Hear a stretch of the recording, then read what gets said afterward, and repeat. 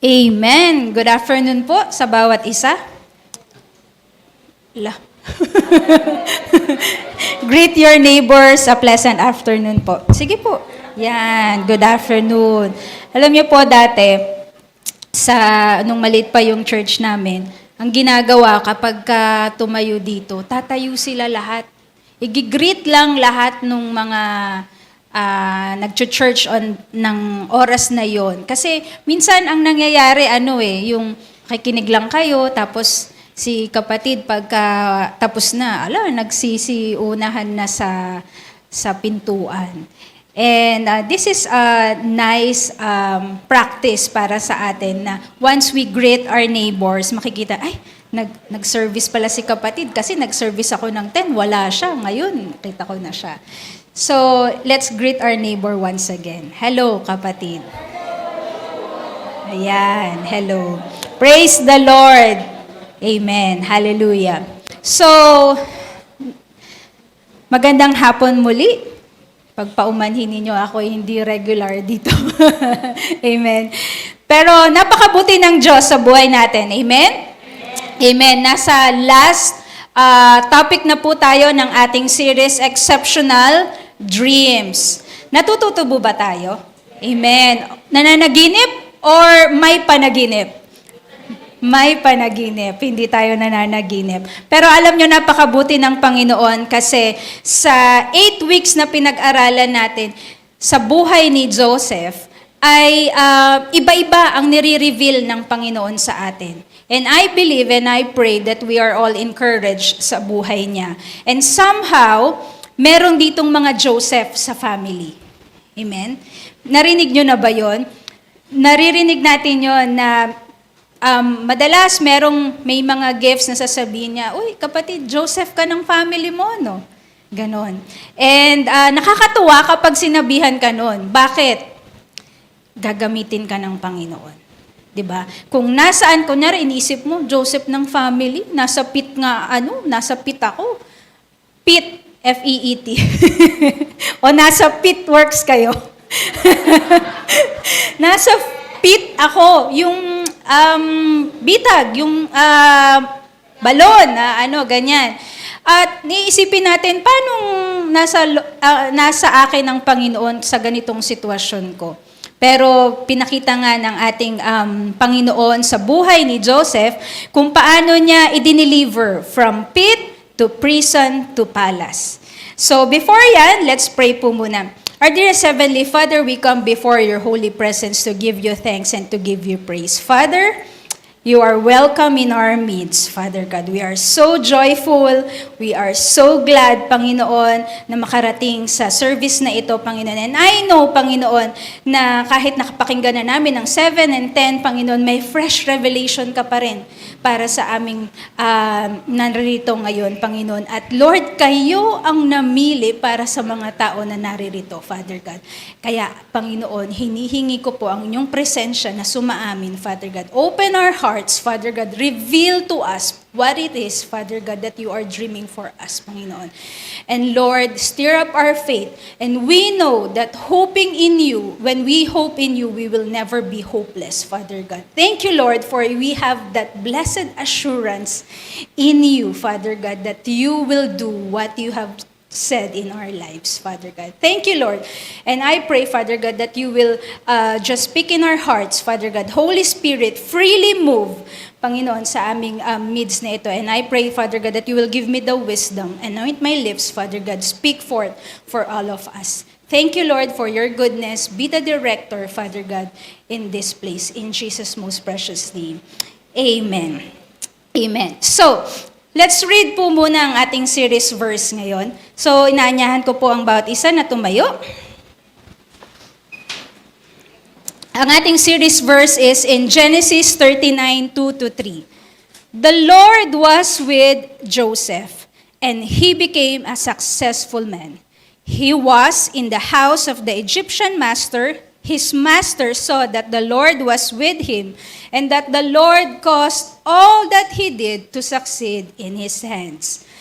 At yung isa po is in Acts 2:17. And in the last days it shall be, God declares, that I will pour out my spirit on all flesh, and your sons and your daughters shall prophesy, and your young men shall see visions, and your old men shall dream dreams. Blessed be the reading of His Word. Makakaupo na po tayong lahat.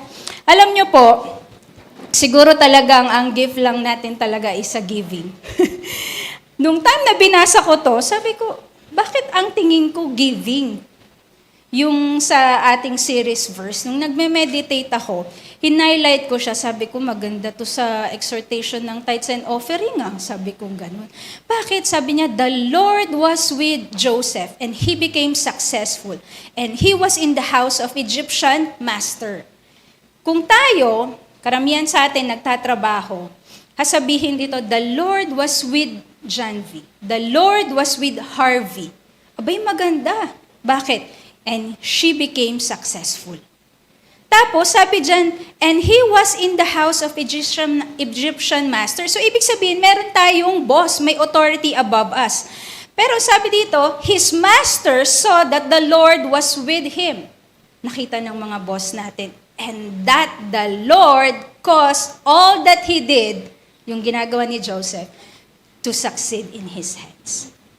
Galing, no? Sabi ng Panginoon, kapag kasama ka niya, saan mang kumpanya naroroon ka, kung kasama mo ang Panginoon, hindi lang ikaw ang pagpapalain niya, kung hindi lahat ng kasama mo at yung kumpanya mo. Amen? Pero, pag tinanggal ka na doon sa kumpanyang yon, bahala na si Lord. Minsan sasabihin ng ibang tao, ala, ikaw yata yung quote and quote swerte. Pero alam naman natin sa Kristiyano, walang swerte. Swerte ka dyan kasi nung nandyan ka, prosperous sila. Nung umalis ka na, wala na sila. Hindi nila alam, hindi yung tao yung swerte. Sino ang nagbibigay ng pagpapala? Ang Panginoon. Kung kasama mo ang Panginoon sa buhay natin, you will be successful. Amen? So, in all 8 weeks, ito po yung mga napag-aralan natin. Ang week 1, sabi dyan, the birth of dreams. Week 2, the dream setback. The dream comeback on week 3. Week 4, dream challenge, dream deep dive, dream rebirth, dream retrofitted. Alin kaya dyan yung naalala natin na topic? Diba? For sure, merong isa dyan. Kasi paulit-ulit na sinasabi ng Panginoon sa atin, the Lord was with Joseph and he became successful. So ngayong hapong to, ang pag-aaralan natin is dream destiny. Sino dito yung may dream destiny? Yung lugar na gustong puntahan. Amen. Ako, meron akong dream destiny. Ang gusto ko talaga is in Switzerland. That's my dream country na gusto kong puntahan. Pero, syempre yung dream destiny natin yun, panglupa lang yun. Ang dream destiny natin dapat lahat is in heaven. Yun naman talaga yung destination natin . Kaya nga tayo nag-church, kaya tayo nagdi-disciple, kaya tayo lahat gumagawa para sa Panginoon, is para yung sa ultimate dream natin na makapunta ng langit, makapasok ng langit. Isipin nyo, kapag ang Panginoon, mas lalong nainggit at nagalit yung mga kapatid niya. 'Di ba? So, pinag-isipan siya ng mga kapatid niya na patayin natin to si Joseph. So, nung time na pinagplanuhan siya ng mga kapatid niya, tinulak siya, sabi niya ni Reuben, wag na natin siyang patayin. Sabi niyang ganun, itulak na lang natin dito sa balon na walang tubig. So, itinulak siya doon. Ngayon, habang kumakain sila, sabi na, ngayon, si Midianite, ibinenta naman siya sa Egypt kay Potiphar. So, ngayon, napunta na siya ng Egypt. So, pagpunta niya ng Egypt, dahil nga di ba yung sa binasa natin kanina, his master saw that the Lord was with Joseph, and he was successful, binibless siya. Pin-promote siya ngayon na maging house manager. So siya na ngayon ang katiwala ng lahat. Medyo angat-angat na yung lifestyle niya. However, the Bible says that Joseph was handsome, good-looking. Nagustuhan siya ngayon ng asawa ni Potiphar. So ngayon, sabi ng asawa ni Potiphar, I want to sleep with you. Sabi niya gano'n. Siyempre hindi English, di ba? Pero sabi ni Joseph, naku, mali yan. Sabi niyang ganun. Nire-respeto ko yung asawa mo, sabi niyang ganun. So tumakbo siya. Ngayon, nahablot yung kanyang coat. At nagdadrama-drama si ate girl na sinabing ganito ang nangyari. Kaya nagalit ngayon si Potiphar, kaya siya napunta sa kulungan. 'Di ba? Nasaan na tayo? Nasa second line na tayo, 'di ba? So, iisipin natin, ako, ano ba itong nangyayari sa buhay ni Joseph? Kung ako si Joseph, Lord, sabi mo, lahat magbabaw sa akin, tapos ganito yung nangyayari sa akin. Pero walang sinabi sa Bible na ganun ang inisip ni Joseph. Sumunod lang siya sa Panginoon. At sa kulungan, ang sabi ng Lord, the Lord was with Joseph. Alam nyo, 4 na beses na sinabi sa story ni Joseph that the Lord was with Joseph. Never siyang iniwanan ng Panginoon kung nasaan man siya. So, nung nasa kulungan na siya, sobrang kind niya. Nabaitan naman sa kanya yung Guardia Civil doon. So, prinomote na naman siya. Pero pag-isipin niya, napopromote ako, pero bakit ganito yung nangyayari sa buhay ko, di ba? So, nung na-promote siya sa preso, mayor na siya, meron namang kinulong doon na galing sa palasyo, yung cupbearer tsaka baker. One day, nanaginip yung dalawa, yung cupbearer and baker. So, sabi niya, di namin alam tong kwentong to, sabi niyang ganun. Interpret mo. Ininterpret ngayon ni Joseph. Pero sabi ng Bible, sabi niya, hindi ako magi-interpret, ang Diyos ko ang magi-interpret. So, nung na-interpret ni Joseph, naniwala yung baker tsaka yung cupbearer at nangyari yung mga panaginip nila. Ngayon, sabi ni Joseph dun sa cupbearer, kapag ka nakalabas ka, wag mo kong kalimutan, baka naman kay boss, sabihin mo na tinulungan kita, ginawan kita ng mabuti. Baka pwede mo na akong tulungang makalaya dito. Pero nakalimutan. 'Di ba? Yung gustong-gusto niyo mo nang makawala doon kasi matagal-tagal ka na din doon. Parang walang nangyayari sa buhay mo. Nakalimutan ka pa, pero gumawa ang Panginoon ng paraan para sa buhay pa rin ni Joseph. Anong nangyari? Nagkaroon ng panaginip ang Pharaoh. Nung nanaginip ang Pharaoh, lahat tinawagan ng magician, ng klase ng espiritista, pero walang makapag-interpret. Doon lang naalala ni cupbearer na, meron pala akong nakilala sa kulungan. Nangyari yung panaginip ko. Kaya ipinalabas si Joseph, pinatawag siya ni Pharaoh. At sabi niya, hindi ako magi-interpret, pero ang Diyos ko ang magi-interpret ng iyong panaginip. In-interpret niya. Lo and behold, sabi ni Pharaoh, walang sino man na pwede na italaga dyan kung hindi si Joseph. Sabi niya, kung hindi ikaw. Diyan sa mga panaginip mo na 7 years of famine, 7 years of prosperity. Kasi sinadjust ni Joseph na kailangan meron kayong tao na mag-iipon ng mga grains, ganito, para kapag famine, meron kayong makakain. Sabi niya, ikaw ang ilalagay ko. At dahil ikaw ang nakapag-interpret, ikaw ang ilalagay ko. Naging second in command siya ngayon. Ganun yung culmination ng life ni Joseph. Straight line? Hindi. Sabi dyan, no amount of conspiracy can stop your dream if it has the seal of God.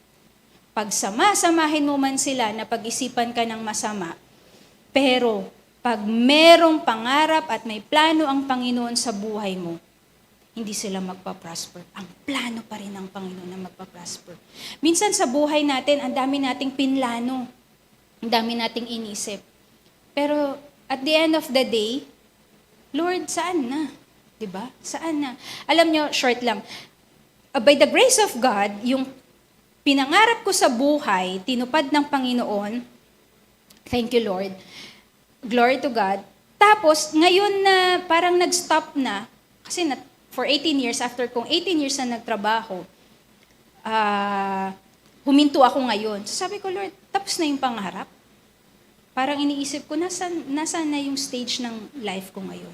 Pero alam nyo, iba ngayon ang pinapagawa ng Panginoon. May panaginip siya, may pangarap siyang ibinibigay sa akin, na I believe, pag hindi nangyari yung mga nangyari nun sa buhay ko, hindi nyo rin ako makikita ngayon. 'di ba? Pero gagawa at gagawa ng Panginoon. Pag may panawagan ka, gagawa at gagawa ang Panginoon ng paraan para mapatupad yung pangarap niya sa iyo. Kagaya ni Joseph sa buhay niya, marami tayong pangyayari sa ating buhay din, di po ba? Ang sabi ng Romans 8:28, all things work together for the good of those who love Him and who are called according to His purpose. Tinawag ka ba? Palagay mo, tinawag kayo. Yes, lahat tayo may kanya-kanyang panawagan. May specific dream ang Panginoon. Alam niyo, ito yung kwento ng laging sinasabi ni PB sa amin. During the time na pinapanganak tayo, nagle-labor pa lang yung mga magulang natin, nagkukumahog na yung mga anghel sa pagtapos ng buhay natin. Sinusulat na kung anong mangyayari sa life natin. Yung date pa lang ng birthday natin at yung death date natin, alam na nung ipinanganak tayo. Grabe, no? Kunyari ako, nasa middle, 40 plus na ako. So sabi ko, ano yung next 40 plus ng buhay ko? Nakita ko na yung life ko dito. Ano yung next? Pero alam na ng Panginoon yun. And the Lord will give clarity as we journey with Him, as we trust in Him, as we hold on to His promises, i-reveal niya sa atin kung ano yung plano niya sa buhay natin. So I want you to, introduce ko kayo kay Adoniram Judson. Hudson. Yeah. Si Adoniram Hudson ay isang American missionary.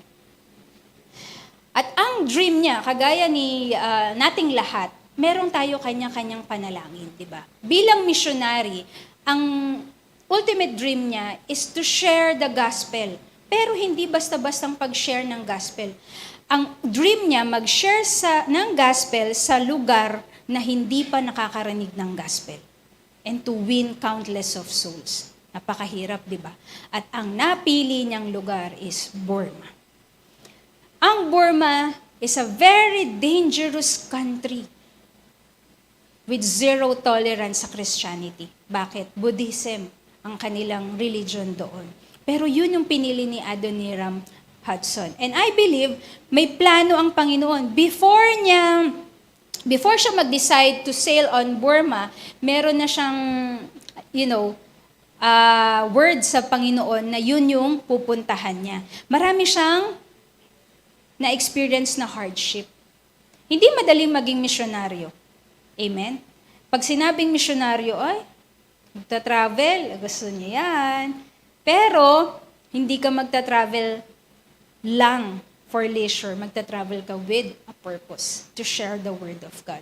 So, nung time sa buhay ni Adoniram Hudson, pumunta siya doon, kasama niya, ang family niya, pero for the reasons na, syempre, mahirap, di ba?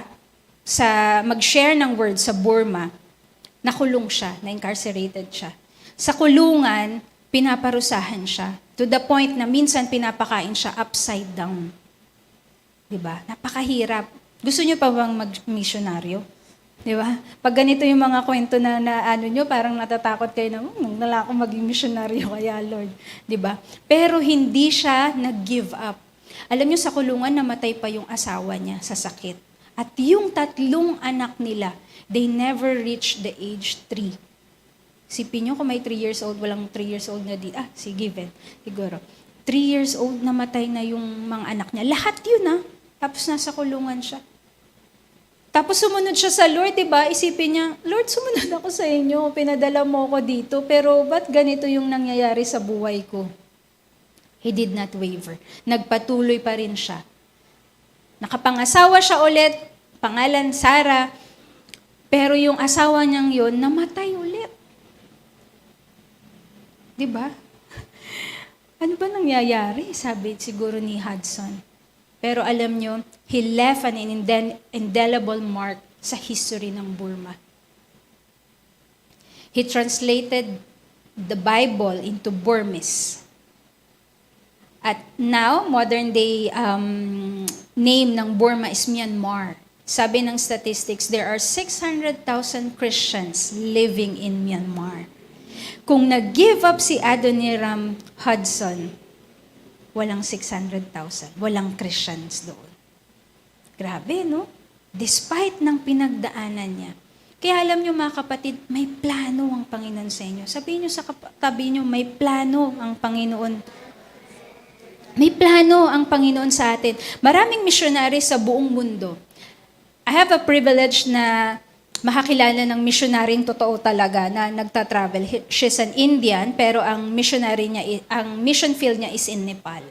So sabi ko, paano yun? Sabi niya, supported lang siya ng Indian church niya, pero the rest, bahala na siya. So sabi ko, paano bahala ka na sa isang country na hindi mo rin kilala? Siguro, malapit lang naman ang Nepal sa India, pero mahirap daw talaga. She's living by faith, pero the Lord has never left her.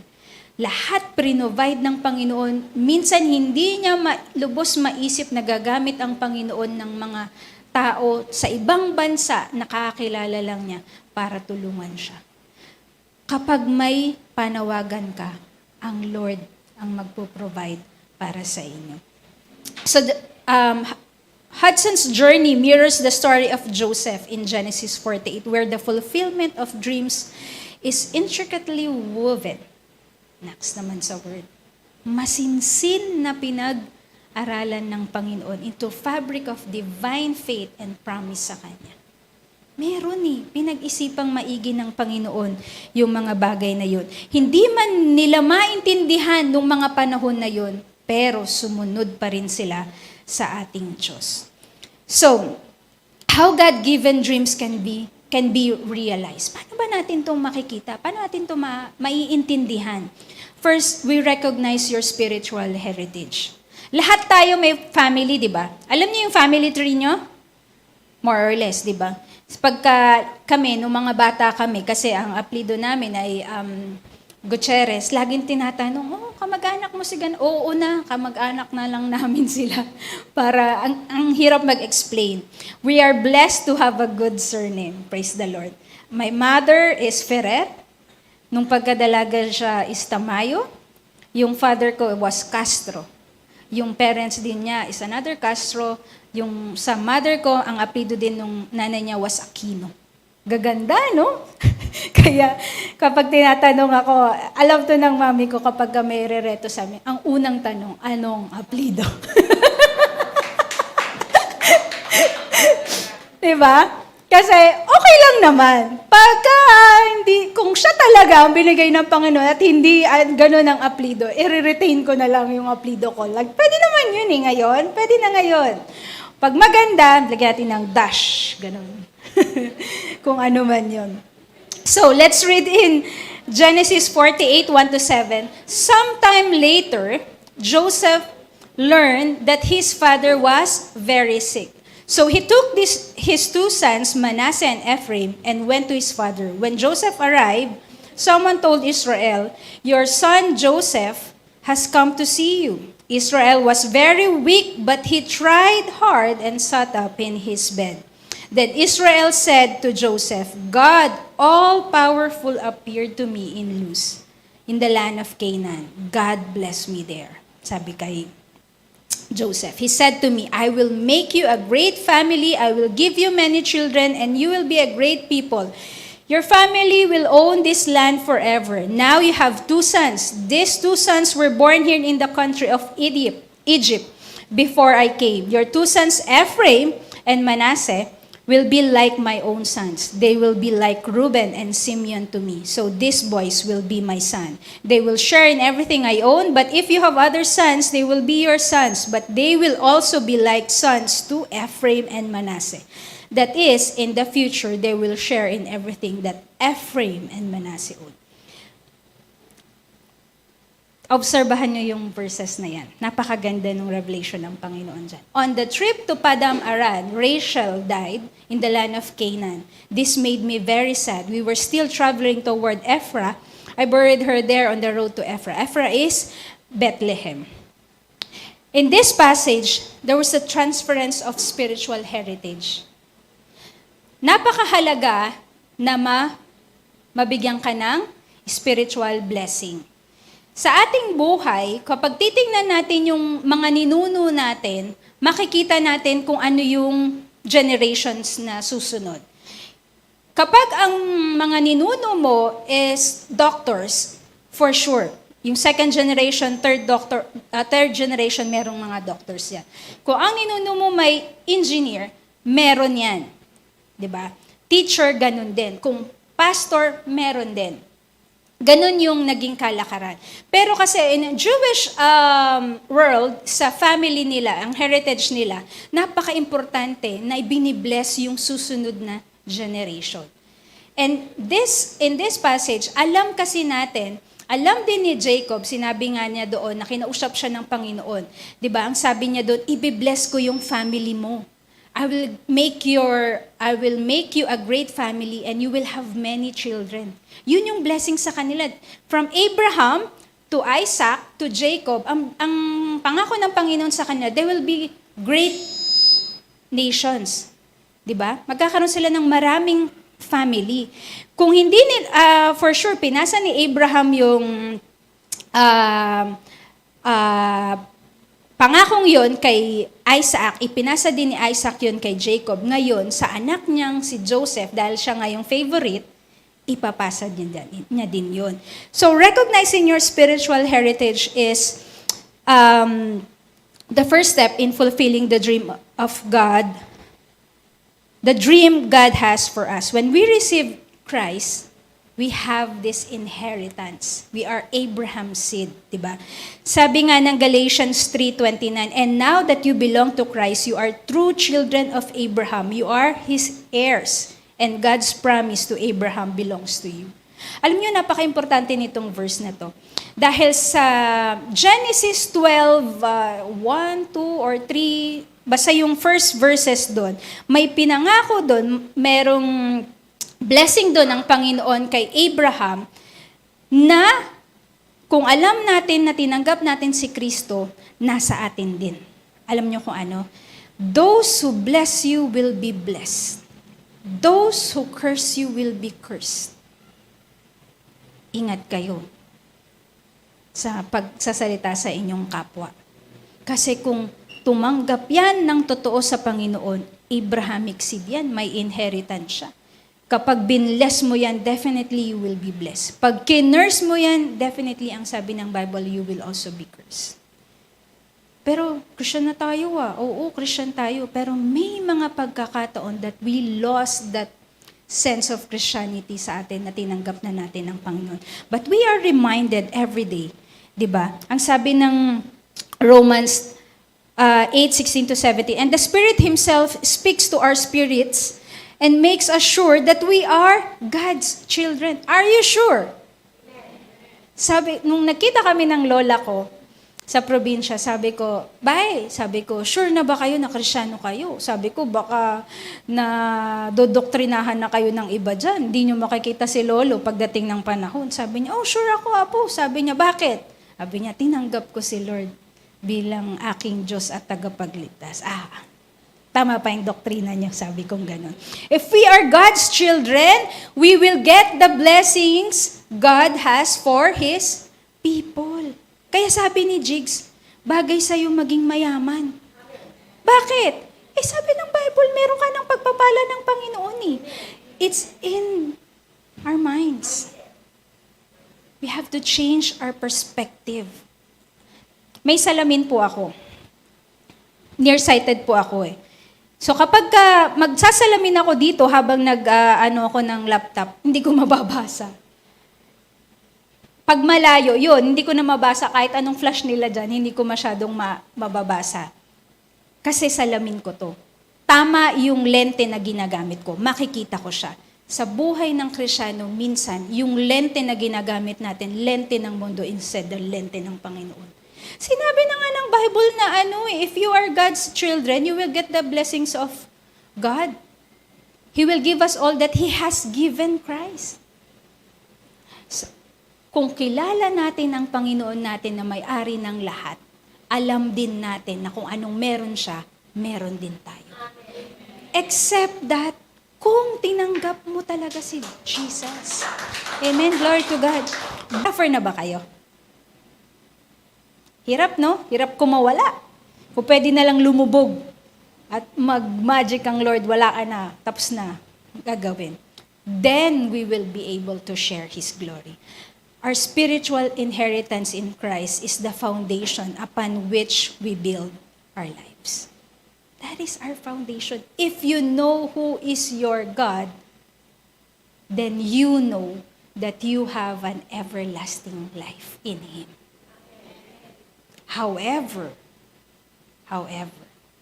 we must also share in His suffering. Huwag tayong matakot sa suffering. Sabi ng Bible, consider it pure joy.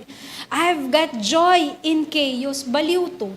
Sabi nga, I've got joy in chaos. Sabi ko, sino bang masisiyahan dyan sa Until such time that you have received God in your life, then you will be able to understand. Your heritage in faith sets the foundation for fulfilling God's call. Sabi dyan, faith isn't just inherited, it's cultivated. When we pray, narinig nyo na ba yun? May mga preachers na nagpe-pray, Lord, you are the God of Abraham, Isaac, and Jacob. Bakit kaya nila binabanggit yun? Sinasabi nila sa Lord na, Lord, yung pananampalataya ni Abraham, Isaac, and Jacob, let it be done according to your will sa buhay ko. Ganun. Kaya pag alam natin na nagaling tayo sa heritage ni Abraham, dapat may assurance tayo, may confidence tayo na hindi tayo pababayaan ng Panginoon. However, we should our faith is not just inherited, but we should cultivate it. Yung pag-adapt ni Jacob sa anak ni Joseph demonstrate the power of spiritual inheritance. Double portion kasi yung si Joseph di ba? Binless na siya, binless pa pati yung anak niya. Kaya hindi mo ma-underestimate talaga, hindi natin malalaman kung ano talaga yung plano ng Panginoon. Pag tinignan mo yung katabi mo ngayon, gaganyan-ganyan lang yan. Pero who knows? Di ba?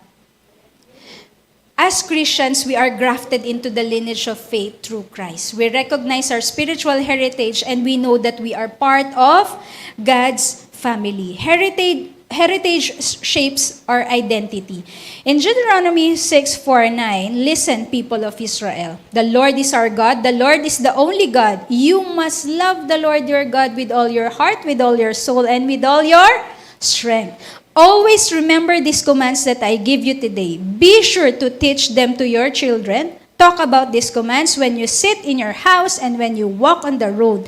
Talk about them when you lie down and when you get up. Tie them on your hands and wear them on your foreheads. Dapat dito daw. To help them, you remember my teachings. Write them on the doorpost of your houses and on your gates. Sabi dyan, whatever you teach your children will have an impact on their identity. Whatever we teach our children will have an impact with their identity. Sabi ng Proverbs 22:6, train up a child in the way he should go. Even when he is old, he will not depart from it. Sabi, train up a child, not train up an adult. Pag adult na yung anak natin, cannot be. Kaya pag minsan, may rule kasi sa bahay namin, hanggat single kami, pwede kaming tumira sa bahay namin. Pag once na nag-asawa ka na, kailangan kang umalis. Syempre, pag nasanay kasi kami dati ni Alvin, kaming dalawa lang matagal pa si Joshua noon very disciplinarian yung mga magulang namin. So kapag sinabi nilang ganito, susunod kami, takot na takot kami. Pero ngayon, hindi na masyado, medyo na lang, di ba? Kasi sasabihin ni Daddy, Mami, matatanda na yung mga anak natin. Hindi na susunod. Papasok na lang minsan dito. Bahala na kung magstay or lumabas sa kabila. Nowadays, iba yung pagpapalaki ng mga magulang. Kasi yung mga bata ngayon, ang mga magulang nila lumaki ng 80s. Yan, kami, 80s kami. 90s, ganyan. During that time, very strict, di ba? 6:00, kapag dating na, dating ko sa bahay, nung nag-aaral ako, 4 o kaya 5. May isang oras kami maglaro sa labas. Lahat laruin na namin. Pag pumatak ang 6:00, kahit na anong ginagawa mo, uwi. Susut-sutan ka ng daddy namin pagka hindi ka umuwi, palo ka talaga. Kaya naghaharipasan ka. Ewan ko ba, ba't alam din namin yung oras na 6:00 na dapat ka nang umuwi? Wala naman kami masyadong relo. Kaya maganda yung naging life namin nung bata. Kasi wala kami sa bahay, lahat tumbang preso, yung ano ba yun, yung top? What ang top? Ano yung top? Anong top sa Tagalog? Ha? Hindi yung bilog. Trumpo. Yon, nalaro namin yan lahat. Kasi yung harapan ng bahay namin, bukid din, nag-baseball din kami na, nag-volleyball, lahat nalaro namin. Nagluto-lutuan. Pero ngayon, wala na. Kasi sabi ng mga magulang na may anak na ngayon, sabi, ayaw namin palakihin yung anak namin gaya ng pagpapalaki ng magulang namin. Sobrang strict. Pero mali. Mali. Yung mga lumaki talaga ng mga generation namin, kuya, by God's grace, maayos yung life. Alam nyo po, sabi nila, kaya yung mga ibang bata ngayon, sobrang reserve. Kasi wala na silang interaction sa ibang tao. Ang interaction na lang nila si Siri, si Alexa, yung cellphone na lang. Kaya bata pa lang sila, nasisira na yung mga mata. Kami po, hindi kami lumaki sa luho. Yung daddy namin, sa Saudi nagtatrabaho, supposed to be lahat ng sabihin namin na ipabiling laruan, bibilhin. Binibilihan kami ng laruan, pero sa summer lang namin pwedeng buksan. Binilihan kami during that time ng family computer. Yung family computer na yun, sikat yun, before pa ng Game Boy. Yung may sinasaksak na ganito, yung ginaganyan mo, tapos gagano'n, maglalaro ka. Meron kami noon. Pero nasira lang, hindi namin ginamit. Never namin nagamit ni Alvin. Kasi gusto naming maglaro sa labas. Labas kami. Pagdating ng 10:30, oops, Sedi. Di ba? Munting prinsipe. Dire-diretso na yan. Yun ang naging buhay namin. And to this day, merong binigay na laruan yung daddy ko. Computer siya yung may do, re, mi, may 12 features siya. Buhay pa hanggang ngayon eh.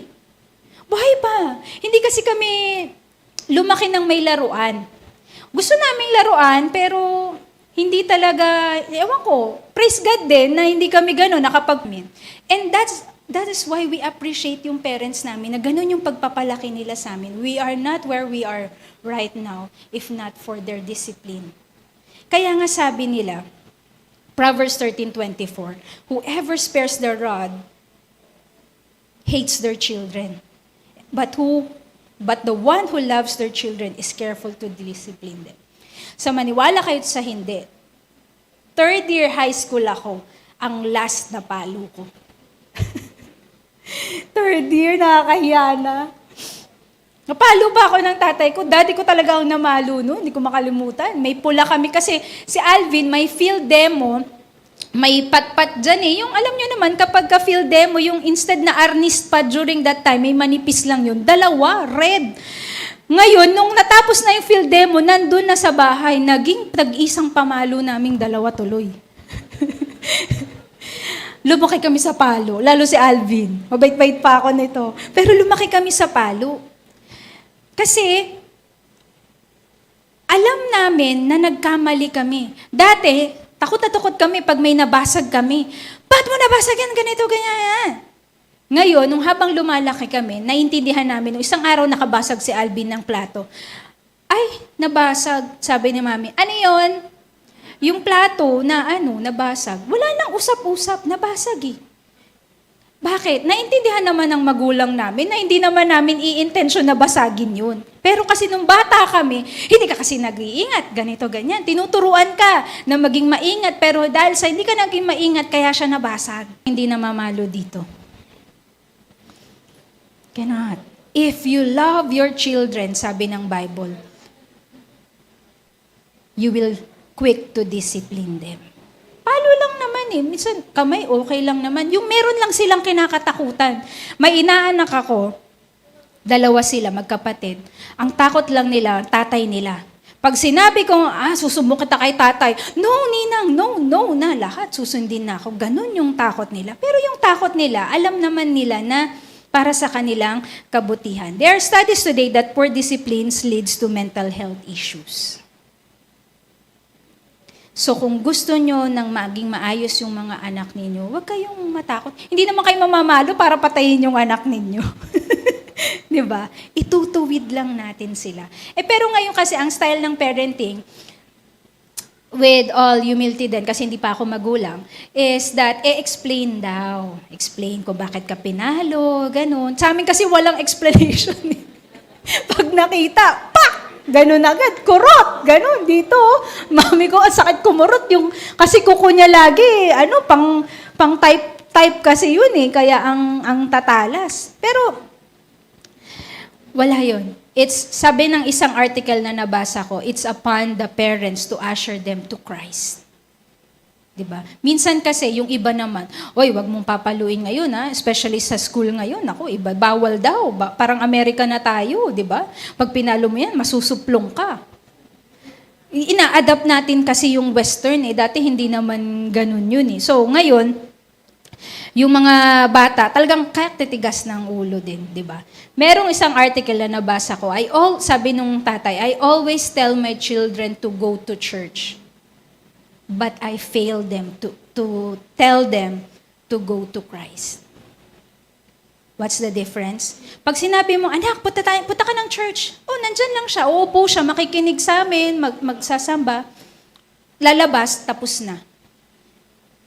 Pero nakapag church. Ganun kasi sa dating rally natin, afternoon. Pero sabi nung tatay, I failed to tell him to go to Christ. Si Lord dapat. Kaya tayo i-explain, anak, punta tayo sa church kasi andun si Lord. Ganito siya sa buhay ko. Explain. Kaya sinabi ng Deuteronomy, pag-usapan ninyo sa bahay ninyo yung katuruan, di ba? Bakit? Kasi a legacy of faith empowers future generations. Faith can change your destiny. Sabi ni Rick Warren, your past may not define you, but your spiritual heritage gives you the foundation to fulfill your destiny. Sabi ng 1 Peter 2:9, but you are His chosen people, the King's priest, you are holy nation, people who belong to God. He chose you to tell about the wonderful things He has done. He has brought you out of darkness, of sin, into His wonderful life. Kilala niyo si Rahab? Rahab, diba?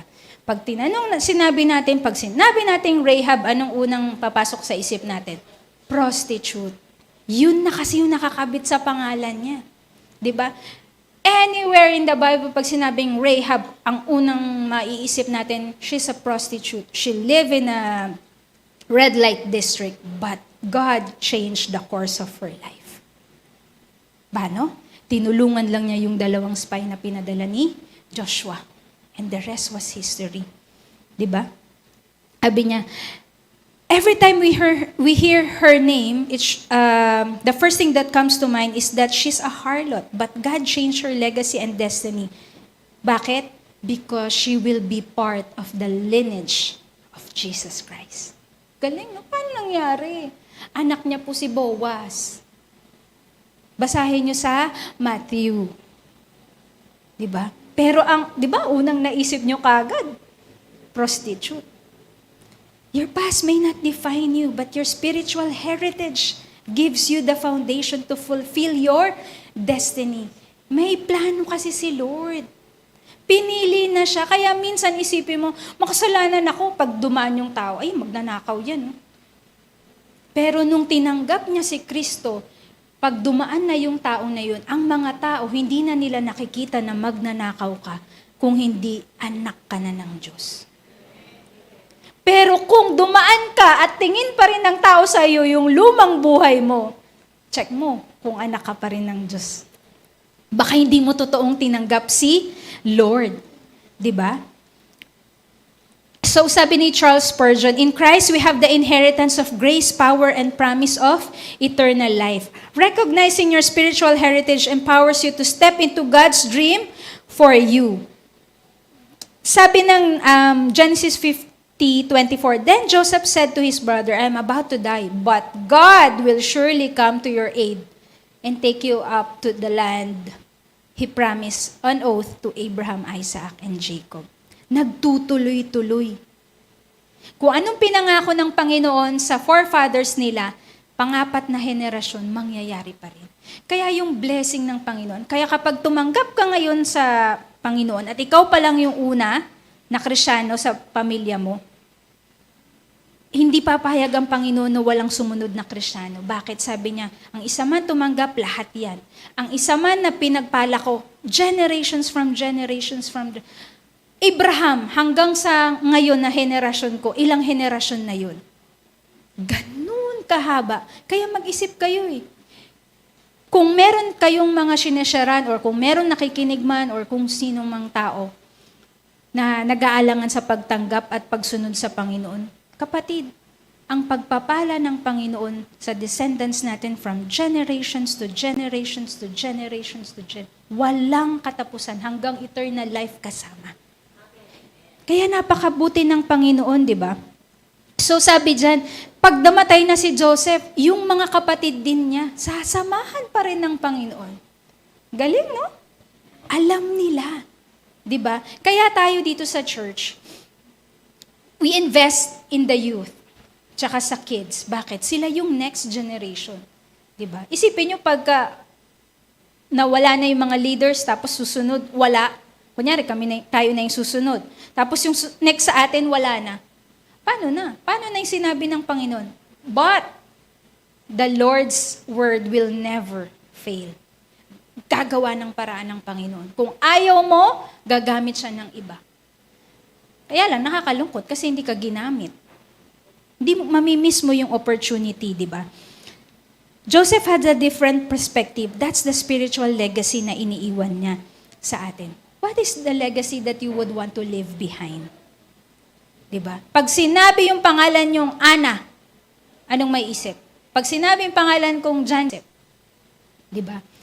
There's this one person in the name of Alfred Nobel. He happened to read his obituary. Ha? Paano? Hindi pa siya patay, pero nabasa niya sa dyaryo na patay na siya. So, nung binasa niya yung article, sabi doon, naku, merchant of death. Sabi niya, nagpakayaman ka para pumatay ng mas maraming tao. Bakit? Kasi siya po yung inventor ng dynamite and blasting cap. Yun yung naging path niya. Nung nabasa niya yon, ayaw niya na pumayag na ganun yung reputation niya na iiwan niya sa tao. And to this day, si Alfred Nobel, siya po yung tao na yun. Nung hindi siya pumayag, sabi niya, ayoko na mamamatay na ang tingin ng tao sa akin ay mamamatay tao. Merchant of death. Negosyante ng tagapatay. Binago niya, sabi niya, sa last will and testament niya, sabi niya, magbibigay ako ng malaking amount para sa mga tao na may contribution sa field ng science, ganyan. Sa field, sa literature and sa peace initiatives. Kaya nagkaroon ng Nobel Peace Prize. Nobel Prize, kasi ang Nobel Peace Prize is one of the 5 Nobel Prizes na inano niya. Sabi niya, every man ought to have chance to correct his obituary in the midstream and write a new one. Kagaya ng sinasabi ko, anong legacy ang gusto nating iwan sa mga tao? Diba? Pag sinabing, ay, yan na siya. Diba? Ay, ano yan, napakamahinahon na tao. Oh, ito na dumaan, ay nako, yung mantika matulog. Ganon. I always tell this, that when the time has come, the legacy that I would want to leave behind is to be a woman of faith and a woman of influence. For me, hindi ako karapat-dapat dito. It's only by the grace of God, but that is how I want to leave the legacy. Diba? So praise God. So number 2, rediscover your role and God's calling. Genesis 48:8-6. Now Israel saw Joseph's sons. Israel said, "Who are these boys?" Joseph said, to his father, "These are my sons, these are my boys God gave me." Israel said, "Bring your sons to me, I will bless them." Israel was old and his eyes were not good. So Joseph brought the boys close to his father. Israel kissed and hugged the boys. Then Israel said to Joseph, binless na si Joseph, "I never thought that I would see your face again. Oh, but look, God has let me see you and your children." Then Joseph took the boys off Israel's lap and they bowed down in front of his father. Joseph put Ephraim on his right. Kung ako si Joseph, nilagay ko si Ephraim, yung younger brother, yung youngest son niya, sa kanan ko. Sa kaliwa ko naman si Manasseh. Para pag binless siya ng tatay, nandyan yung tatay, si Jacob, ang nasa kanan ni Jacob ay si Manasseh at ang nasa kaliwa niya is si Ephraim. Napaka-importante ng right hand. Diba? Pag sinabing you are the right hand, may power ka, diba? Yun din kasi yung ginagamit sa kanila to bless, to transfer the inheritance. But Israel, si Jacob, kinross niya. And put his right hand on the head of the younger boy Ephraim. Then he put his left on Manasseh, even though Manasseh was the firstborn. And Israel said, "Bless Joseph.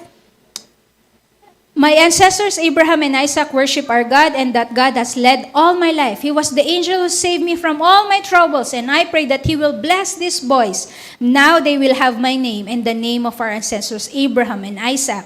I pray that they will grow to become great families and nations on earth." Alam nyo, Jacob knew all along that he will bless Ephraim over Manasseh. Bakit? Sabi ko sa inyo, yung verse kanina na binasa natin, Genesis 48, verse 5. Laging inuuna ni Jacob ang pangalang Ephraim before Manasseh. Na-observe niyo yun? Mga 2-3 beses sinabi nun, okay, I will bless Ephraim and Manasseh. Ephraim and Manasseh. Hanggang dito sabi, Ephraim and Manasseh. Alam na ni Joseph na ang ibe-bless niya si Ephraim.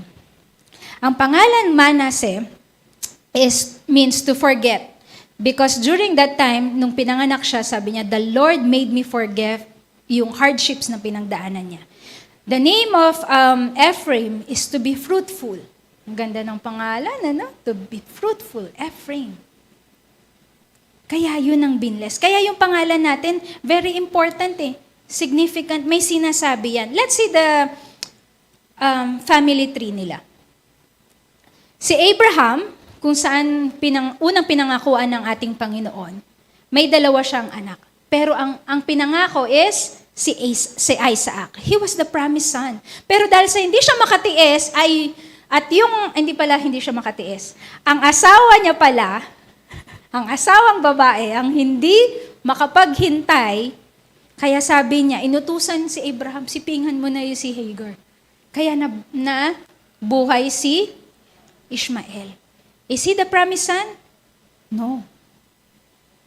Ang binless, ang binigyan ng pagpapala, sino? Si Ishmael ba? Hindi. Then, although si Joseph kasi, hindi siya talaga yung second son, pero siya yung favorite son ni Jacob dahil kay Rachel na pinakamamahal niya. Siya pa rin din ang binayayaan.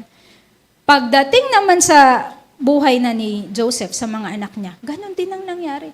So kung ano yung namana mo, yun din yung nangyayari sa buhay mo. Kaya hindi ka na magtataka. Pero ang blessing ng Panginoon from Abraham to Isaac to Jacob to Joseph to Ephraim and Manasseh. Nawala si Manasseh kasi 2 sila. Laging sabi nila, kapag magbe-bless kayo, they will use your name. Nandun pa rin. 'Di ba? 4 na henerasyon. 4 pa lang yan. Pang ilan tayo dyan, 'di ba? 14 lineage yung nangyari kay Jesus Christ. Pang ilang generation na tayo, pero hindi tayo pinabayaan ng Panginoon. Sabi in Jeremiah 1:5, "Before I made you in your mother's womb, I knew you. Before you were born, I chose you for a special work. I chose you to be a prophet to the nations." God calls each of us to be part of His story, often in ways we never imagine. Diba? Minsan, hindi natin talaga maintindihan. Pero when God calls, He already knows your potential. Sabi ni Rick Warren, God's calling is not just about doing. It's about being. Lahat tayo may potential. Truth be told, only God knows the full potential of each and every one of us. Our parents, our families, our friends, even our bosses will only get the glimpse of your potential. Pero sa Lord, alam niya yung full potential mo. God knows what you're truly capable of and who you're capable of becoming in the future. Wow. Napakabuti ng Panginoon, ano? Because God knows you're destined for greatness because He is great. You are set apart, mga kapatid. We are set apart. Hindi to aksidente. Lahat ng nangyayari sa atin, hindi aksidente. From yung promise ng Panginoon kay Joseph, 'di ba? From promise to pit, to prison, to palace. It was 13 long years. Kung sa atin yun, your life has been wasted. 13 long years, mga kapatid. Pero sa Panginoon, never. It was never wasted. Bakit?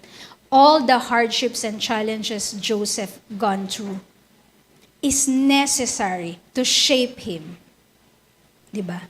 To become the second in command of Egypt. God has a specific purpose for each and every one of us. God is preparing Joseph to be the second command in Egypt.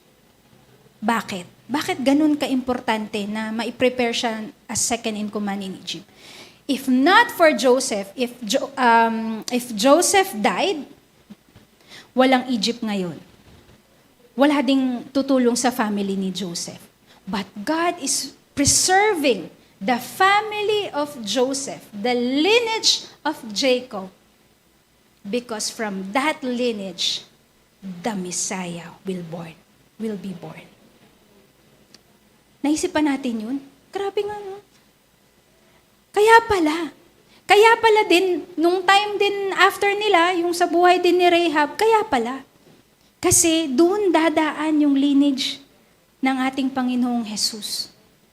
Dark times will last as long as necessary for God to accomplish His purpose. Magtatagal ka dyan as long as God wants it. Bakit? May pinapakita sa iyo ang Panginoon. Along the way, meron siyang ipinapakita sa iyo. Fulfillment comes through obedience. Our role in God's plan is not to understand but to obey. Sabi ni Oswald Chambers. God allows us to experience darkest hour. Why? 1, to display His power. 2, to change us. And thirdly, to reach our destiny. May destiny kasi tayo dapat napuntahan.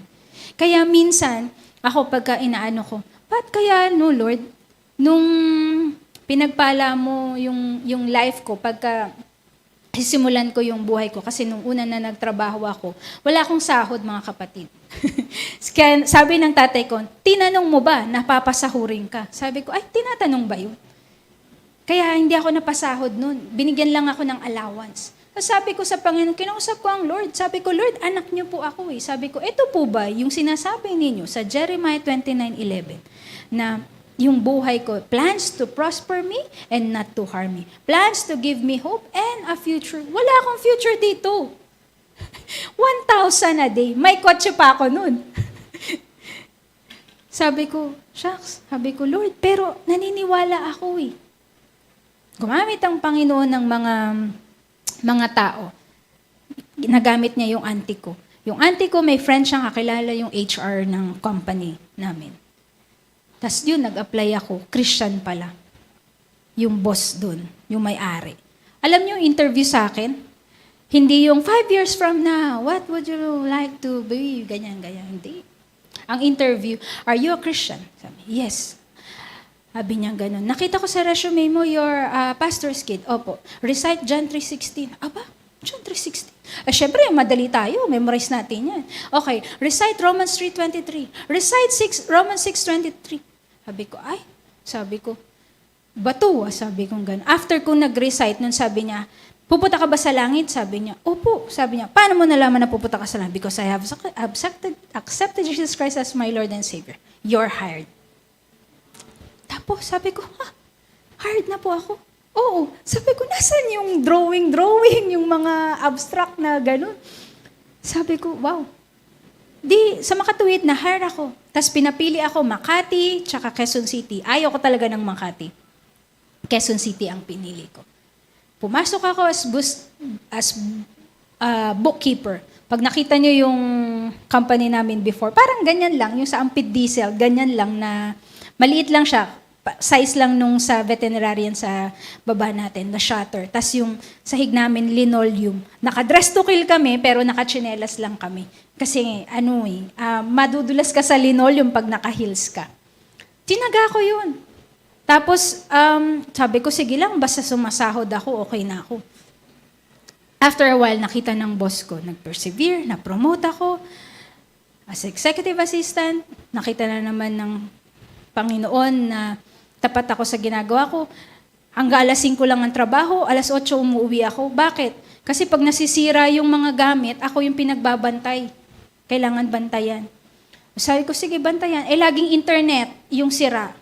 So, binabantayan ko, kinakausap ko yung mama. Sabi ko, anong ginagawa niyo? Bababla, ganyan. Sabi niya, ganito yung ginagawa namin. So, tinuruan na ako. So, nung time na nasisira na yung internet namin, hindi na namin siya pinapatawag. Ako na yung gumagawa. Nakatipid na sila sa akin. Bakit? Kasi kaka-interview ko dun. Diba? Hanggang sa na-promote na naman ako, hanggang sa computer naman ang nasira, gano'n na naman, tatanungin ko, ano bang sira, ganyan. Hanggang sa nakatipid na sila dahil sa kakatanong ko, kakabantay ko doon, ako na yung gumagawa, nare-resolve ko na yung mga issues. Mga kapatid, the last time that yung 5th promotion ko, I vividly remember it was the grandest stage that the Lord has prepared me. Kasi I've never thought na mapopromote pa ako. Kasi being operations and IT manager, pang-apat na promotion ko na yun. Ang taas na, di ba? Manager na ako anniversary ng office namin, lahat ng mga may-ari ng kumpanya namin, lahat ng mga taga-bangko nandun. Ngayon, isa-isa ini-introduce yung mga empleyado. Nung time na ako, pangatlo kong in-introduce na matagal na, sabi ng boss ko, this girl, huminto siya. Tumatawa pa siya. Kasi, alam niya yung personality ko din, na hindi rin ako basta-basta na susunod or gano'n, makikipag-argue, bababla, ganyan. Tapos sabi niya, this girl, she never knew that she will be promoted today. Nagulat lahat ng tao, even me, nagulat ako. Sabi ko, mapopromote pa ako? Sabi ko, ganun. Okay na ako Pero, grabe yun. Sabi ng Lord, if the Lord wants to bless you, He will do it publicly. If the Lord wants to correct you, He will do it privately. Grabe. Sa lahat ng malalaking tao na nandoon, doon ako pinakilala doon sa promotion ko. Umiyak ako, sabi ko, Lord, ano tong feeling na to? Kasi hindi ko hindi ko na ina-expect Yung from the time na pinanggalingan ko na wala akong sahod, tapos yung ganun. Akala ko, iniisip ko, sabi-sabi lang niya yun, parang spur of the moment, emotions lang niya. Hindi pala, pinagplanuhan na nila ako. At that time, binigay na yung calling card ko, binigay yung kontrata ko. Sabi niya, akala mo, ano lang to, no? Yung for show, sabi niya. Hindi. May plano na pala ang Panginoon. Our role in God's plan is not for us to understand, but to obey. Diba? Sabi ng 1 Corinthians 1:27, but God chose the foolish things of the world to shame the wise. He chose the weak things of the world to shame the strong. God doesn't just call the capable. He calls the willing. When you say yes to God, when you say yes to God's call, you are stepping into your destiny. Are we saying yes to God? Are you sure? Sabi ng Lord, 10%. Yes? Hindi masabi. Sabi ng Lord, okay, mag-serve ka na. Yes? Yes, Lord. Yes, Lord. God doesn't choose the most gifted, the intelligent, the upright, the promising people. He doesn't want that. Why? He does it to shame the wisdom of the world so that no one could boast from Him. Ayaw kasi ng Lord ng mayabang. Humble lang. Huwag naman yung with G. Di ba? Low profile lang. Lagi namin naririnig yun sa mami namin. Low profile lang.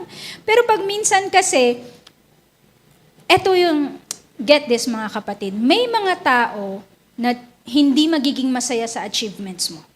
And it's given. Even kapatid mo yan, even friends mo yan, they will never be happy sa na-achieve mo. Kaya piliin mo yung tao ng pagsasabihan mo ng testimonies mo. Meron namang pagkakataon na ninanakaw yung testimony mo. Nakarinig na kayo nun? Paano? Words. Just be very, very careful. Grace doesn't operate on the basis of human merit, but on the basis of God's sovereign choice. If God gave us what we deserve, na lagi nating sinasabi, deserve ko yan, we will go straight to hell. Bakit? Makasalanan tayo. And ayaw natin pumunta sa Lord, sa hell, di ba? Kaya sunod lang sa Lord. Obedience always brings blessings. There's no other way than to obey. Otherwise, you will miss His plan. Pag hindi sumunod si Jesus sa Diyos Ama, wala tayo ngayon. Kaya minodel na ni Lord eh. Everything that is in the Bible, una nang ginawa ng Lord sa atin. Lagi itong, this is nuggets of wisdom that I always get from leaders. Sabi nila, kapag ka ikaw ay leader, hindi ka pwedeng mag-utos sa subordinate mo kung ikaw mismo hindi mo kayang gawin yun. Ulit. Hindi ka pwedeng mag-utos sa subordinate mo kung ikaw mismo hindi mo. Kaya nga ako nag-uutos eh. Kasi take note, ayaw kong gawin. Kaya ako nag-uutos kasi hindi ko kayang gawin. You're not a leader if you cannot do what you ask someone else. May pagkakataon ng buhay ko na laging nakatatak yun sa akin na sinabi ng tatay ko, pagka hindi mo kayang gawin yung isang bagay na inuutos mo, hindi ka leader. Nanakawan ng kumpanya namin. 2 palapag, parang 3-story. Sa bubong dumaan. Sabi ko dun sa tao namin, tignan mo kuya sa bubong kung saan dumaan kasi yung spot ko yung yung nanakawan. Alam na nandun yung pera. Sabi niya, boss, mahirap naman yata yan. Sabi niya ganun. Sabi ko, bakit? Sabi ko, may hagdanan naman, bababla. Maganda kasi yung bubong namin dun. Sabi niya, mahirap boss, sabi niya. I-set up mo yung hagdanan. Sabi kong ganun. Punta tayo sa likod. Sinet up niya. Akala niya, para sa kanya, para sa akin. Umakyat ako ng bubong. Sinabi ko sa magulang ko, wag mo nang gagawin yan ulit. Ganun. 3rd floor, umakyat ako ng bubong. Nung nakita ko ng boss ko, hinahanap ako, dumating, nakita ko ng boss ko, nasan si John V? Boss, nandun sa 3rd floor kasi tinitignan yung bubong na ginanon, ninanakawan, yung kinat. Sabi niya, ha? Saan siya dumaan? Sa hagdanan, sa likod. Umakyat din siya. Pag hindi mo kayang ipakita sa tao mo or sa subordinate mo na kaya mong gawin yung bagay na yun, you cannot be a leader. You're a boss. You're a manager. But a leader will always be the one leading. That's the difference of a leader and a manager.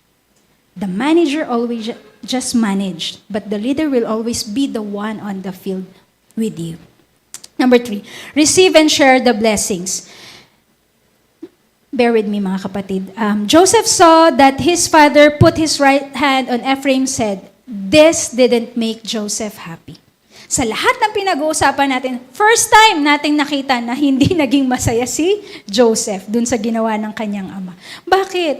Alam ni Joseph, alam ni Joseph na dapat i-bless yung panganay si Manasseh. Pero bakit ganun?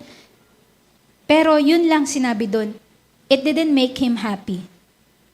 Pero sabi nung father niya, you have, sabi dyan, but the father refused it. Sabi niya, baliktarin mo. Sabi ni Joseph, baliktarin mo.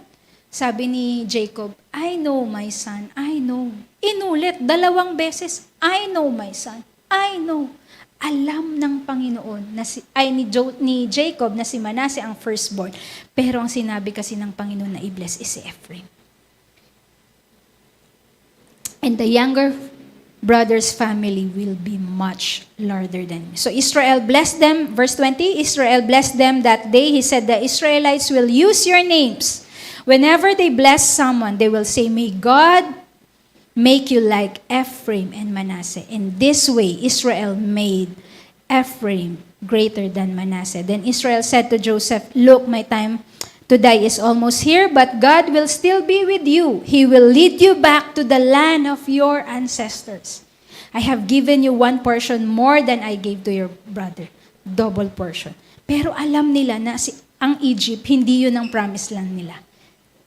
Ironically, in my life, I know that yung company na pinanggalingan ko is never my promised land. It was just an Egypt for me. With humility, I was also in second command dun sa company yun.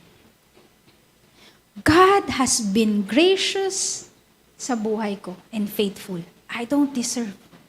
Wala talaga. Pero lahat ng pinanalangin ko sa Panginoon, tinupad niya dun sa kumpanyang yun. Lahat.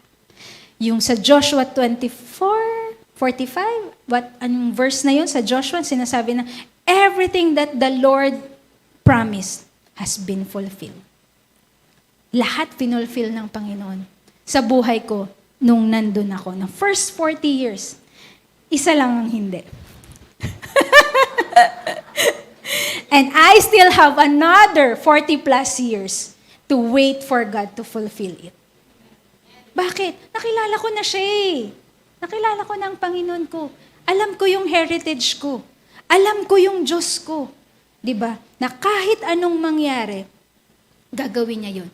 The blessings you receive from God are never just for you. They are meant to flow through you. Wow. Lahat ba tayo na pagpala dito? Amen. Amen. Anong ginagawa natin? Atin lang? Praise God kung nagtatides kayo, may 10%. Hindi lang sa inyo. May share ang Lord. Diba? Sabi ng Acts 20:35, in everything I did, I showed you that by this kind of hard work, we must help the weak, remembering the words of the Lord. Jesus Himself said, it is more blessed to give than to receive. Kaya pag may nanghihingi sa inyo, matuwa kayo. Ulit, pag may nanghihingi sa inyo, matuwa kayo. Bakit? Sabi ng Acts 20, it is blessed to give than to receive. Gusto nyo bang manghingi?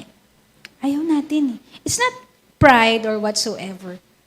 Ayaw lang natin nang hihingi. Kaya pag may lumapit, mamaya sa inyo just share your blessings. Share our blessings. Diba? As you give, God multiplies your impact. Just give me a second, mga kapatid. Where am I? Okay. We all have a story to tell. Naniniwala ba kayo doon? Lahat tayo may testimony. At yung testimony natin yun ay sinishape ng Panginoon para sa ultimate destiny natin. Giving is not about just giving. It's about making a difference. Have you been giving to make a difference? Or have you been giving to show off? To make a difference. Always to make a difference. Tandaan natin, kung kilala natin kung sino yung source ng perang yan, alam natin ang Panginoon, hindi tayo magdadamot. Yung mga kuripot, yung mga tikomang kamay, hindi nila kilala ang Diyos nila. You know how I qualify a generous person? A generous person will not only give when he has plenty, or kung meron siya. A generous person will give even if he don't have one. Kaya nga inadmire ng Panginoon yung faith nung balo na nagbigay ng 2 kusing. Giving na naman. Di ba? Bakit? It's all that he has. That's giving. Pero kung nagbibigay ka lang out of your generosity, out of your wealth, kaya mo kasi. Pero kung tanggalin niya ng Lord, magbibigay ka pa. Kami ni Ate Jenny ngayon, wala kaming trabaho. Yet. But the Lord has been so gracious to us that even if we don't have work yet, we are able to give and share our blessings. Glory to God. It's difficult. Hindi ko maintindihan. Nung time na nandun ako sa Hagay seminar, nangusap ang Panginoon sa puso ko. Sabi niya, gagamitin kita. Sabi niya, may vision board kami dun eh. Sabi, ito vision mo. Na iba yung vision ko. Pero, napakabuti ng Lord. Kung ano yung gusto mo sa buhay, dun yun din ang direction. Kasi ako, gusto ko talaga mag-travel. Biyahera talaga ako. Kahit mag-isa ako, kaya kong mag-travel. Sabi ng Lord, sige, magta-travel ka, but you will travel now with a purpose. Ha? Sabi ko, paano Lord? Wala naman akong trabaho. Tapos umiiyak na ako doon. Sabi niya, tutulungan mo yung mga misyonaryo, gagawin. Sabi ko, Lord, wala nga akong trabaho. Paano? Alam naman ng Lord ang laman ng pitaka natin eh. Hindi mo naman maikakaila sa Kanya.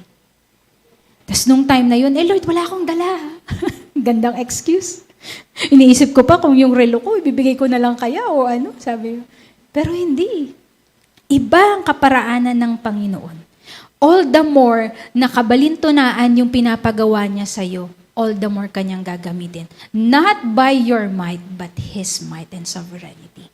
Ganun kasi ang Lord sa buhay natin. Sabi ng 2 Corinthians 9:6, the one who plants few seeds will have small harvest. But the one who plants a lot will have a big harvest. Anong gusto nyo? Siyempre yung a lot, di ba? Pero each one of you should give what you have decided in your heart to give. You should not give if it makes you unhappy or you feel forced to give. God loves those who are happy to give. Masaya kayo pag nagbibigay kayo? Amen. Hindi na wala yung sense of yung yabang, walang ganun. Masaya lang kayo na makatulong na ginagamit tayo ng Panginoon na maging blessing sa ibang tao. At mahal ng Panginoon yung mapagbigay. And God can give you more blessings than you need. And you will always, sometimes, no, always have plenty of everything. You will have enough to give to every good work. Wow. Every blessing carries a responsibility to bless others. Diba? Grabe, no? Alam niyo si Joseph, nung time na nandun siya sa Egypt, even sa kulungan, he had the opportunity to share. Paano? Anong shinare niya doon? Wala siyang pera. Shared his God. Saan? Sabi nung cupbearer tsaka baker, interpret mo yung dreams namin. Ang sabi ng Bible, sabi niya, ni Joseph, I will not interpret this, but my God will do it. Pinakilala niya yung Diyos niya. Ang galing. Kasi ang iniisip lang natin, pag giving, uy, pera-pera lang yan dyan. No. Giving is time, resources, di ba? Yung skills natin. Minsan kapag meron kang, yung ibang tao, wala naman sa FaithWorks dun eh. Alam niya yun eh. Hindi ko siya hayaan mo siyang ma-discover niya yan. Kasi dapat pag di niya na alam, ako na lang para yung, siya palang nakagawa nun, ganun. Share, mga kapatid. Yung iba sa inyo, kahit ang age lagpas 50 na, gaganda ng boses, pero ayaw magsikanta. Kanta nga kayo. Pagka may choir, sama kayo, pangunahan nyo na. Kakanta lang naman di ba? Alam nyo, dream ko yon na one day, kahit yung mga senior citizens, kakanta lang dun sila, Mami Flor, kakanta dun sa side ng hagdanan natin, di ba? Kakanta lang naman Hindi naman pagandahan ng kanta. Worship yun, hindi para sa tao, kundi para sa Lord. Ba't ayaw natin? Iyak ako.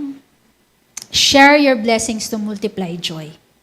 Ang sarap, no? Share your blessings. Alam nyo yung mga taong masiyahin sa buhay, yung hindi maraming pera, yung marunong lang mag-share. Totoo. Yung marunong lang mag-share. Kasi yung mga walang pera, or may pera na ayaw mag-share, laging galit. Sasabihin, hingi ka na naman.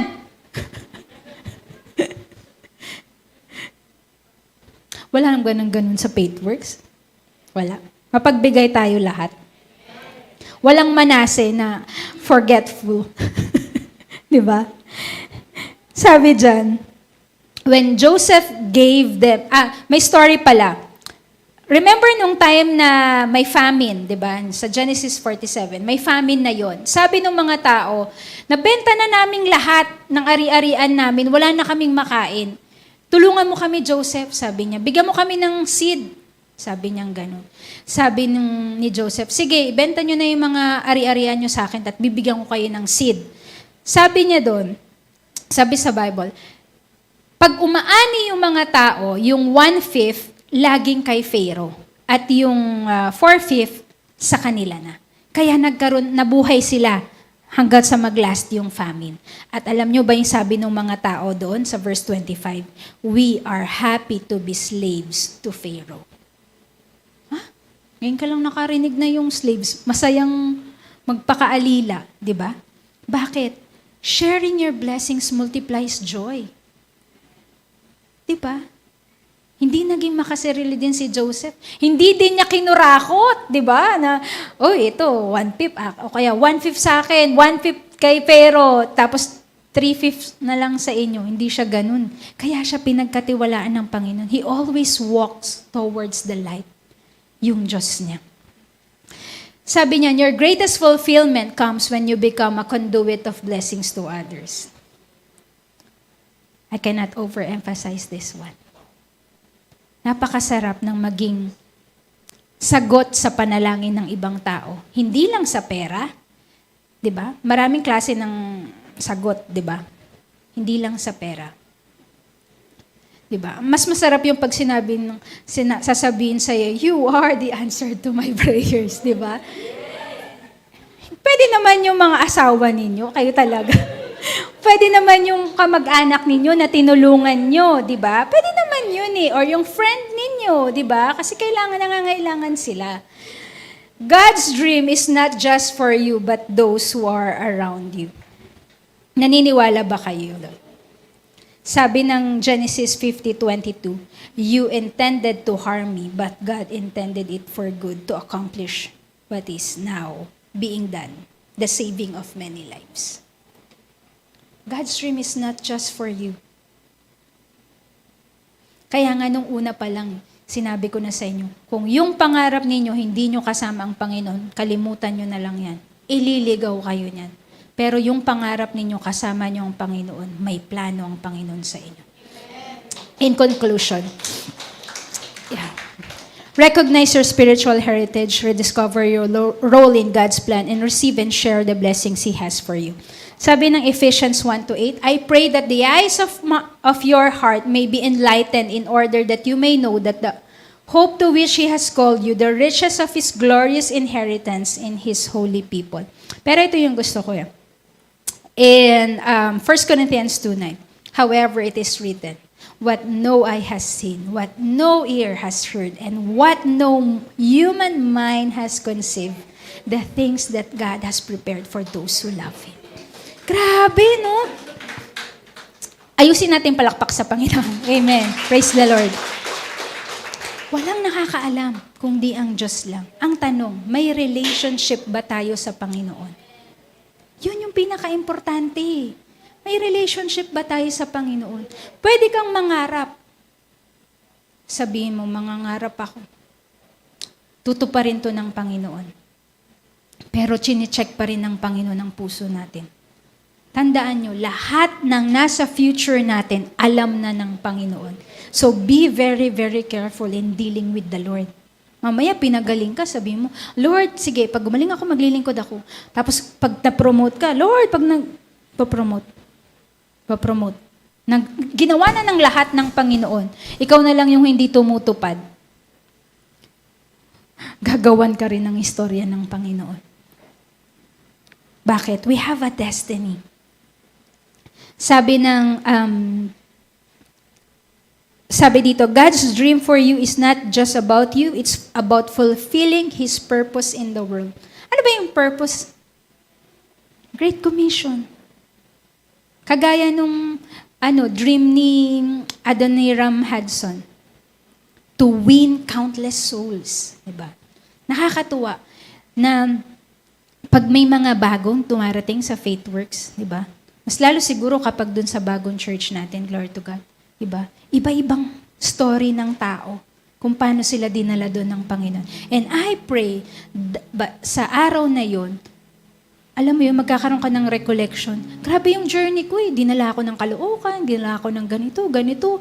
Tapos hiniwalayan ako ng asawa ko, nag-break kami ng boyfriend ko, bababla, ganyan. Tapos dinala ako dito sa San Mateo para lang mapunta ng FaithWorks. Alam niyo yung ganun? Yung feeling nyo ikot-ikot lang kayo, pero may ginagawa pala ang Panginoon sa inyo. Sabi nga dyan, seek ye first the kingdom of God, and all these things will be given to you. Ano ba kasing sinisik natin? Riches? Diba? Possessions? Positions? Yan yung mga worldly riches na lagi nating sinisik sa mundo. Joseph's legacy is faith. He was a faithful servant. He walked by faith. He led by faith. And he died in faith. Everything is about faith in the Lord. How's your faith? Diba? Anong legacy natin? Ano yung sinasabi niyang legacy? Faith daw, faith. Paano ko itatransfer yung faith ko sa mga anak ko? Simulan mo, sama sa church, papuntahin sa youth ministry. Diba? Mga kapatid, the mere fact that you are attending in church at wala kayong ministry, wala pang credit yan sa Lord. Bakit? Nagsiserve ba kayo pag nakaupo? Di. Maghanap tayo. Coming from me, na dati din na ayaw din mag-ministry. Pero kapag may plano ang Panginoon sa'yo, aarestuhin ka mga kapatid. Hindi ka makakawala. Kahit tumakbo ka man, huwag na nating hintayin na may balyena pang kumain para sa inyo, para lang makuha nyo talaga. Makipag-friends tayo. Diba? Yung mingle kapag atin, diba? Huwag kayong suplada. Aray, dati ganun ako eh. Hindi kasi ako masyadong approachable before. So, pagka aalis dyan, hi kapatid, ganun. Siguro minsan ngayon sa Asher, instead na hawak nila yung alcohol, tanggalin na natin yung alcohol. Kasi minsan, alam mo yung gusto ng tao, yung kamayan ka, yung ganyan, ganun, di ba? Yung kamay. Minsan kasi may mga, ayaw kumamay. Isprayan ka, spray. Ano ba, kakamay ako? Wala, inisprayan na ako. Hindi ako nakakamay. Napaka-importante nung kamay. The mere fact ng pagkamay mo sa tao speaks for your character. May pastor akong dating nakakamayan. Ganito magkamayo. Wala man lang anointing. Pero pag kumamay ka nung very firmly, kahit babae ka, wow, it speaks highly of you. That's respect. So, tignan natin, makipag-friendship tayo. Nung time na nandun ako sa ibang bansa, hindi kami kamayan. Bihira ang kamayan. Alam ginagawa namin? Iyakapan. Kaya nung time na nandun ako, glory to God, every time na nakikita nila ako, gusto nila akong laging niyayakap. Iba daw yung higpit ng yakap. Siguro, nasisiyahan lang. Siyempre, babae yung yayakapin mo. Di mo pwedeng yakapin yung lalaki doon. Iba daw yung higpit ng yakap and yung handshake. Di ba? It says highly of us. Sabi dito, the object of your faith is the most important. It's never our faith. It's His faithfulness sa buhay natin. Has the Lord been faithful to you? Amen. Your dream destiny will be defined proportionately according to your faith in God. Hindi ka makakausad sa susunod na journey mo or events ng buhay mo kung hindi mo to napapagtagumpayan. Sabi dyan, dream not just for personal gain, but dream with a purpose. Dream to create a lasting impact that is aligned with God's plan to carry out His Great Commission. and ultimately to reach your destiny. Hallelujah. Napakabuti ng Diyos sa buhay natin. Amen. Glory to God. Sa buhay ni Joseph, kung meron man tayong isang babaunin, ito lang po yun. The Lord was with Joseph. And he became a successful man. Sabihin nyo, palitan nyo yung pangalan ni Joseph. Pangalan nyo. And the Lord was with John V. and I became successful. Walang conviction yung sa inyo. Alam nyo, yung friend ko na psychologist, pag meron siyang may kinakaunselan, sinasabi niya, sabihin mo dapat audible with full conviction na pinatawad ko na siya. Ganun siya. Sabi ko, ganun ba? Oo, bakit? Kasi kapag naririnig mo daw yung sinasabi mo, naiintindihan mo. Kaya kasi, the Lord was with Joseph and he became successful man. Walang conviction. The Lord was with me and I became successful. Just claim it to the Lord. Diba? Glory to God. Pagkasama natin ng Panginoon, may assurance tayo na tayo'y magiging successful. Kaya sabi ng kanta ng kakantay natin ngayon, sino ba ako? Na pagtutuunan ng pansin ng Panginoon na samahan. Wala naman tayo di ba? Makasalanan pa nga tayo hanggang ngayon. Di ba? Matigas pa rin ang ulo natin sa Lord. Hindi pa nga tayo minsan nag-o-obey. 10%, 9 lang yung binigay mo. 9.5. 2 gives pa. Di ba? Yung iba ganun. Pero mga kapatid, sumunod lang tayo sa Panginoon. Maniwala tayo sa Diyos natin. Because the God of Abraham, Isaac, and Jacob is still the God that we are serving right now. Wala tayong may offer sa Lord. Kaya namnamin natin nga itong kantang to. Let's all stand. Let's sing this song, yung gratitude. Diba? Sabi niya, I throw up my hands. Diba? Next, anong sabi? So, I throw up my hands and praise your name again and again and again. Next slide, sabi dyan, because all that I have is a hallelujah. Hallelujah. Inulit pa. And I know it's not much, but I've got nothing else fit for a king. Wow! Alam mo yung nakakaantig sa puso ng Panginoon? King siya eh. Wala naman talaga tayong maibibigay sa Panginoon. Pero yung hallelujah yun, napakalaking touch o pagpapala sa puso ng Panginoon. Except for a heart singing hallelujah. Next, anong sabi pa dyan? Hallelujah. Next. Wala na yan.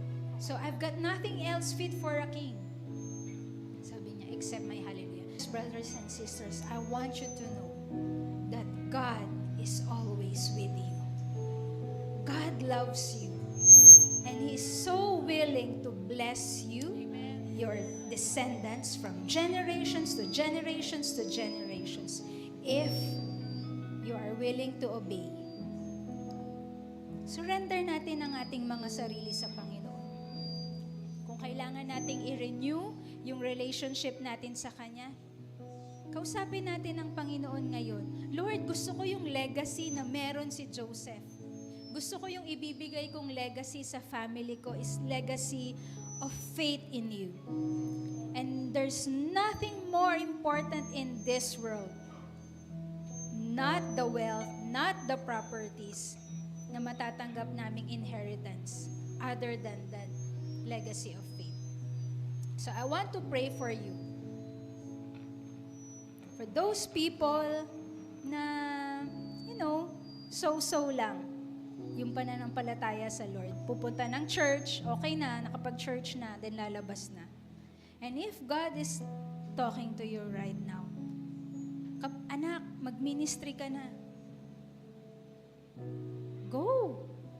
Sabi kanina, if you say yes to God, you will never be wrong. Let's pray. Ama naming Diyos na makapangyarihan sa lahat, nagpapasalamat kami sa hapong ito. Maraming salamat sa inyong salita. Panginoon, na pag-alaman ko na mahal mo ako at nais mo akong makasama sa inyong kaharian. Pero Lord, kung wala akong tunay na relasyon sa inyo, hindi ako makakapasok sa langit. Kaya Lord, I want to renew my relationship with you. Kapatid, sabayan mo ako sa panalangin ito. Ama naming Diyos, nagpapasalamat po ako sa biyaya ng buhay. Sa biyaya ng buhay. Maraming salamat, Panginoon, at dinala mo ang aking panyapak ngayong hapong ito.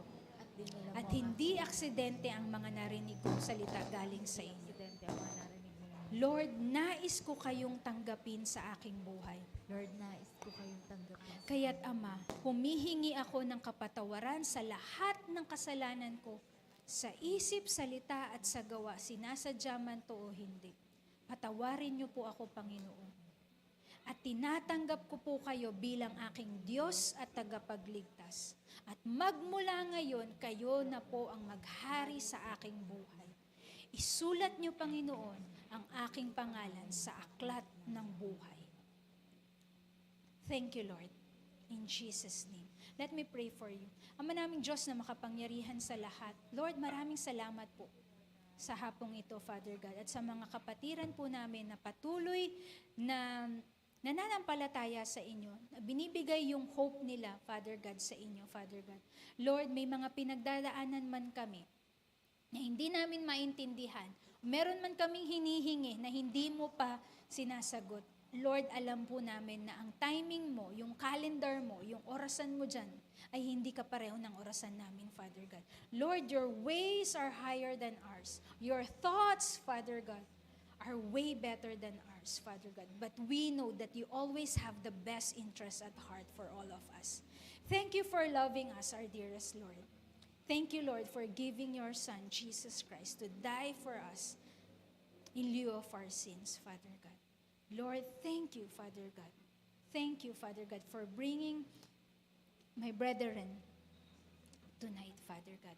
Lord, we pray, Father God, as we close this series, Father God, hindi dito natatapos ang pagsama mo sa amin, Father God. You have been with Joseph and the next generations pa, Panginoon, ng kanyang descendants, Father God. And up to now, Father God, we are your children, Father God. And we pray sa bawat isa na naririto, Father God, Lord, samahan mo lamang kami, Panginoon, sa lahat ng gagawin namin sa buhay, sa aming pagtatrabaho, sa aming pamilya, sa lahat ng decisions na kailangan namin gawin. Lord, samahan mo kami, Panginoon. At kung hindi mo ito naisin para sa amin, Father God, Lord, ituro mo din to sa amin, Father God, na hindi kami magtatampo sa inyo, Father God. Magtitiwala kami sa inyo dahil itong mga bagay na to, Father, gaya ng ginawa mo kay Joseph from pit to palace, Father God, ginagawan mo rin ng kwento ang buhay namin for the glory of your name. All for the glory of your name. Lord, gamitin mo kami, Panginoon, to share your word, Father God, sa aming pamilya, Father God. Lord, bigyan mo kami ng heart, ng burden, Father God, to share, Panginoon, yung salita mo sa aming mga family, sa aming mga kamag-anak, Panginoon, para magtuloy, Panginoon, ang pagpapala sa aming mga buhay, Father God. Thank you, Lord. Napakabuti mo sa buhay namin. Sinasamba ka namin, dinadakila ka namin, Panginoon. At kung ano man, Panginoon, pinapanalangin namin ngayon, Father God, I know, Father God, we know in our hearts na meron kang sagot para dito, Father God. And you are just shaping our faith, Father God, preparing us just like how you prepared Joseph. You're preparing us also to receive that blessing na inaasam namin. And that one day, Father God, we will testify of your goodness, Father God. For you have prepared the grandest stage of all for us to testify for your goodness and grace sa buhay ng bawat isa. Thank you, Lord, Father God. Thank you so much for the life of Joseph, Father God. Thank you, Lord. To you all be the glory, the highest praise, the highest adoration, Father God. And as we go home right now, Father God, samahan mo kami, Panginoon. Ingatan mo kami. Sa buong linggo, Father God, may your favor rest upon us, Father God. Na lahat ng gagawin namin, Panginoon, lahat ng papangarapin namin, Panginoon, isasama ka namin, Father God. At ia-apply namin ang mga narinig namin, Father God. Thank you, Lord, for your goodness. Bless the works of our hands, Father God. Ingatan niyo ang aming family, Panginoon. Ingatan yung aming resources, Father God. Ingatan yung aming kalusugan, Panginoon. Walang magkakasakit, Panginoon. Walang unnecessary expenses, Father God. At kung ano man yung bayarin na kailangan namin, kayo ang magpo-provide, Father God. Lord, would you please honor the faith of my brethren here, Father God. Sabi niyo, Lord, but seek ye first the kingdom of God, and all these things shall be added unto you. Lord, all. But we have to seek you first, Father God. Lord, you know, Father God, the level of our faith, Father God. Pero Lord, Father God, we just want that perfect faith na ino-offer namin sa inyo, Panginoon. Just honor it, Father God. Just honor it, Father God. Accordingly, Father God.